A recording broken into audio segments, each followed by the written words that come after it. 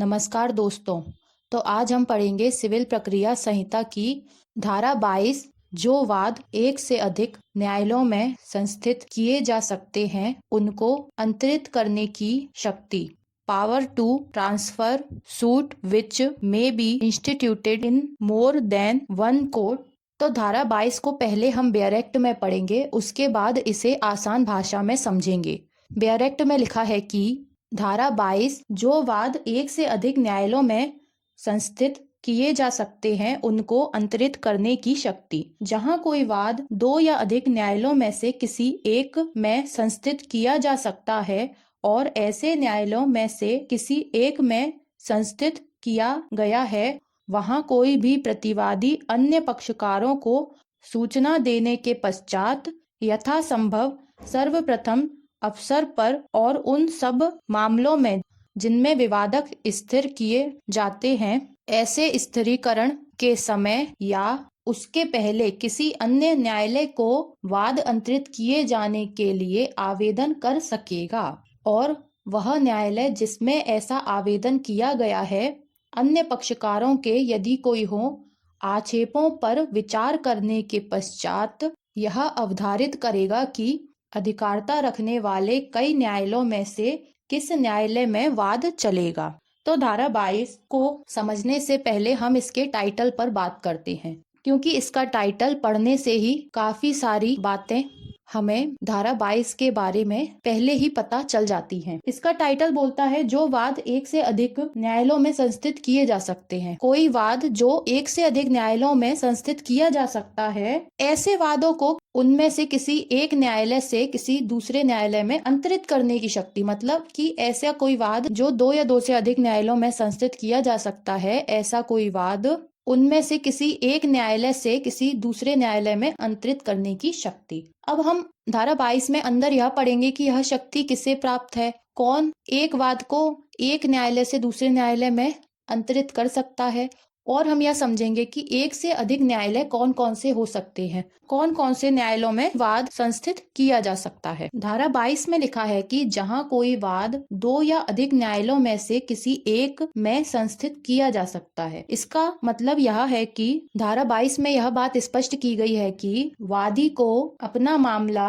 विभिन्न न्यायालयों में संस्थित करने का अधिकार होता है, जिसे हमने पढ़ा इससे पहले वाली धाराओं में, धारा 16 से लेकर 20 तक। धारा 16 से लेकर 20 तक हमने जाना कि किसी मामले का वादी यानी वह व्यक्ति जिसे कोई मामला संस्थित करना है, किसी अन्य व्यक्ति के खिलाफ कोई मामला न्यायालय में दर्ज करना है। जो व्यक्ति वाद करता है उसे कहते हैं वादी, और जिसके खिलाफ कोई मामला या कोई केस आता है उसे कहा जाता है प्रतिवादी। तो धारा 16 से लेकर 20 तक हमने जाना कि वादी को यह अधिकार है कि वह विभिन्न न्यायालयों में अपना केस दाखिल कर सकता है, जैसे जहां स्थावर संपत्ति स्थित है वहां, या फिर जहां प्रतिवादी निवास करता हो, कारोबार करता हो या लाभ के लिए स्वयं कार्य करता हो, वहां पर भी वादी केस दाखिल कर सकता है। इसके अलावा जहां वाद हेतु उत्पन्न होता है उस स्थान पर भी वादी अपना केस, अपना मामला दर्ज कर सकता है। तो इन विभिन्न न्यायालयों और इन विभिन्न जगहों पर केस दाखिल करने का वादी को अधिकार होता है। अब हम आगे पढ़ते हैं धारा 22, और ऐसे न्यायालयों में से किसी एक में संस्थित किया गया है, वहां कोई भी प्रतिवादी अन्य पक्षकारों को सूचना देने के पश्चात। अब इसमें आगे लिखा है कि मामला ऐसे न्यायालयों में से किसी एक न्यायालय में संस्थित किया जा सकता है या किया गया है, तो वहां पर कोई भी प्रतिवादी अन्य पक्षकारों को सूचना देने के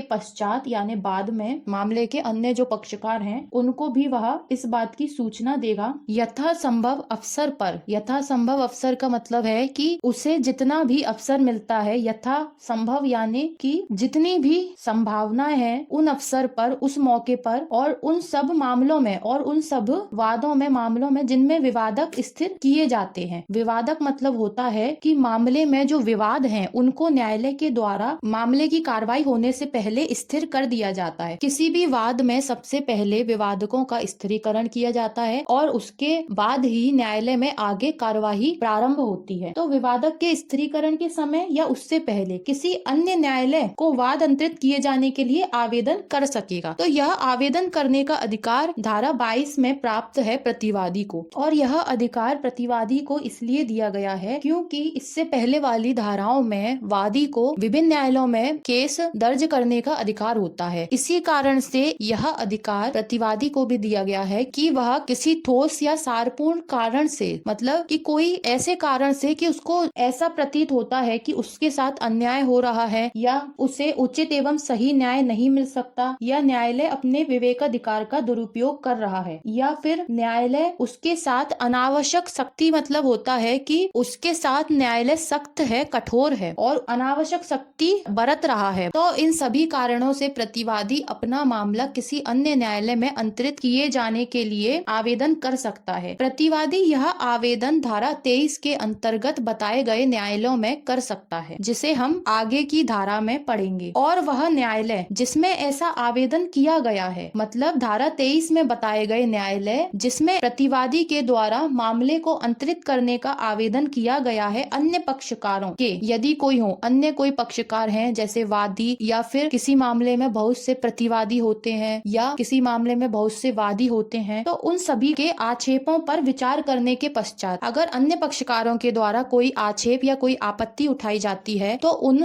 आपत्ति, उस परेशानी पर विचार करने के पश्चात यह अवधारित करेगा, न्यायालय यह डिसाइड करेगा कि अधिकारता रखने वाले कई न्यायालयों में से किस न्यायालय में वाद चलेगा। तो यह डिसाइड करने का, यह अवधारित करने का कार्य है न्यायालय का, कि आक्षेपों पर विचार करने के बाद न्यायालय यह डिसाइड करेगा कि कई न्यायालयों में से किस न्यायालय में वाद चलेगा। धारा 16 से लेकर 22 तक यह बात स्पष्ट कर दी गई है कि सामान्यतः वाद उस न्यायालय में संस्थित किया जा सकता है जिसकी स्थानीय अधिकारता के भीतर कोई स्थावर संपत्ति स्थित हो, या प्रतिवादी निवास करता हो, कारोबार करता हो, या अभिलाप के लिए स्वयं कार्य करता हो, या कोई वाद हेतु पैदा होता हो। तो इन सभी स्थानों में से किसी भी एक स्थान पर वादी अपना वाद संस्थित कर सकता है। वादी को यह अधिकार धारा 16 से लेकर 20 तक प्राप्त है, परंतु प्रतिवादी को ऐसा कोई अधिकार नहीं प्राप्त है। प्रतिवादी मामले को अंतरित कर सकता है। प्रतिवादी मामले को उस न्यायालय में से जिसमें वादी ने केस संस्थित किया है, न्यायालय को उचित कारण बताकर किसी अन्य न्यायालय में केस अंतरित करवा सकता है, लेकिन उसका कारण ठोस और सारपूर्ण होना चाहिए। अब हम धारा 22 को संक्षिप्त में समझ लेते हैं। तो धारा 22 हमें यह बताती है कि यदि कोई मामला एक से अधिक न्यायालय में संस्थित किया जा सकता है, तो उसको अंतरित करवाने की प्रतिवादी को शक्ति होती है। प्रतिवादी वह व्यक्ति होता है जिसके खिलाफ कोई केस दर्ज किया जाता है, और वादी वह व्यक्ति होता है जो स्वयं कोई वाद या केस न्यायालय में दाखिल करता है। तो धारा 22 हमें यह बताती है कि यदि कोई वाद एक से अधिक न्यायालयों में संस्थित किया जा सकता है, तो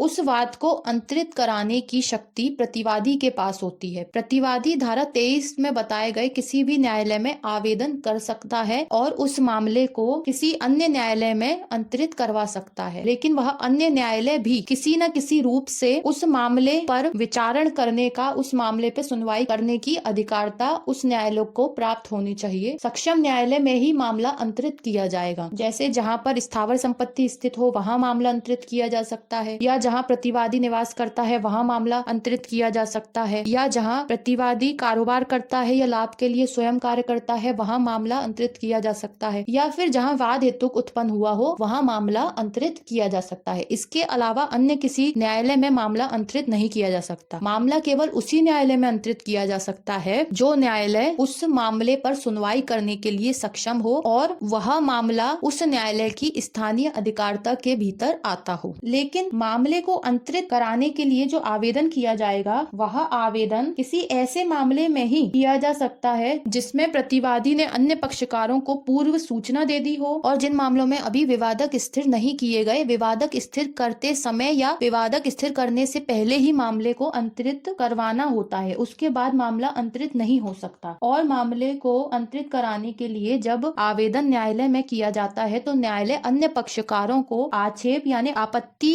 सुनने के पश्चात ही यह डिसाइड करेगा कि उसे उन सभी या कई न्यायालयों में से किस न्यायालय में उस वाद को अंतरित करना है या वह वाद चलाया जाएगा। तो यह थी सिविल प्रक्रिया संहिता की धारा 22। अब हम मिलेंगे अगले लेक्चर में। धन्यवाद।